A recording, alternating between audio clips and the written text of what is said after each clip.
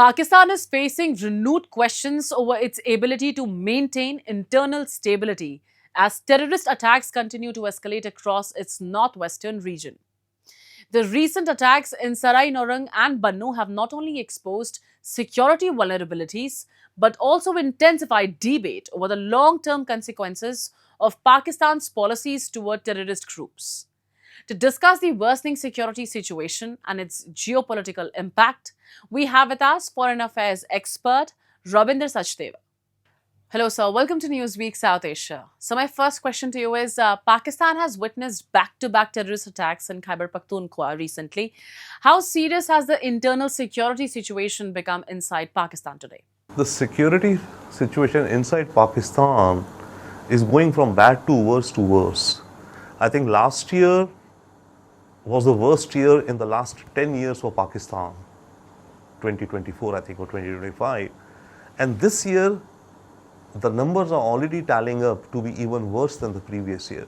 So you can say in the last 11 to 12 years, this has been the worst year for Pakistan in terms of its internal security on multiple geographic fronts, ranging from the northwest frontier, Khyber Pakhtunkhwa, all the way down to Balochistan. Pakistan continues to blame groups linked to Tehreek-e-Taliban Pakistan, whose presence is found in Afghanistan and also in Pakistan, for the violence. But how much of this crisis is actually the result of Islamabad's own long-standing policies toward terror groups? What Pakistan is now reaping is a cliche, is what it has sown. Over the years, its policy, terrorism being one, but the other policy of strategic depth, which it wanted to cultivate in Afghanistan, due to which it supported the radicals there, the Taliban there. It was also playing a two-sided game with the Americans and NATO and the Taliban. On the one hand, hunting the hare and the hound, you could say, right? In the hope that, one, either the Americans would prevail, or if they do not prevail, the Taliban who come will be beholden to Pakistan, because Pakistan was giving them sanctuary in its frontier province areas, that they will be thankful to Pakistan, and therefore once they are in power, they would be very much malleable under what Pakistan wants, one.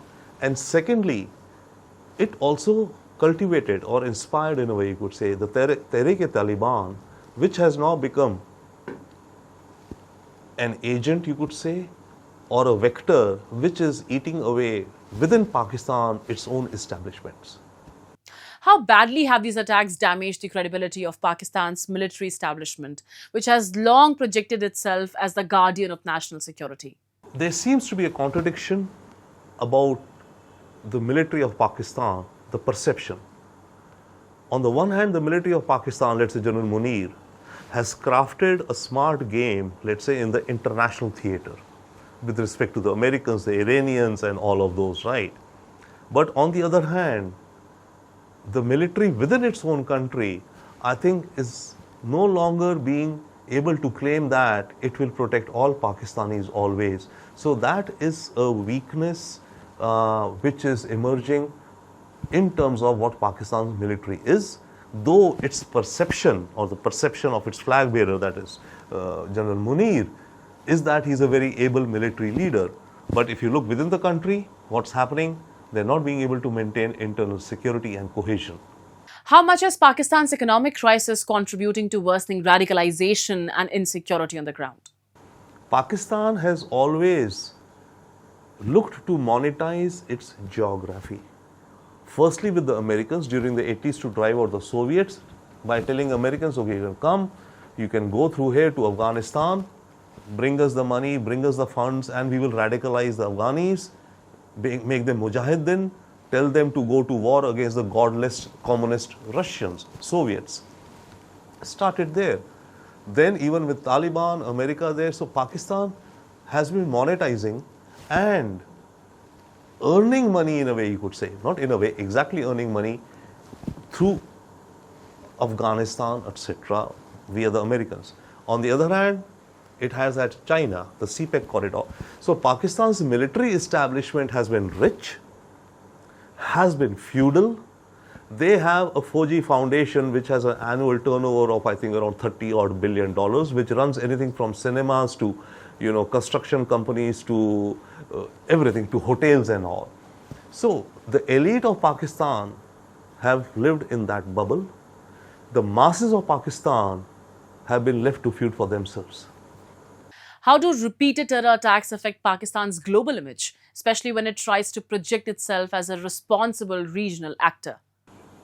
Terror attacks inside Pakistan do impact its global image in terms of that. Firstly, I think in terms of investments. Investors would normally not want to go where you have such incidents. But other than that, the world knows about Pakistan and its internal situation. So its image, it is trying to leverage from other aspects, like right now, by being a useful gun for hire for the Americans. Thank you so much for giving us your time, sir. My pleasure, please.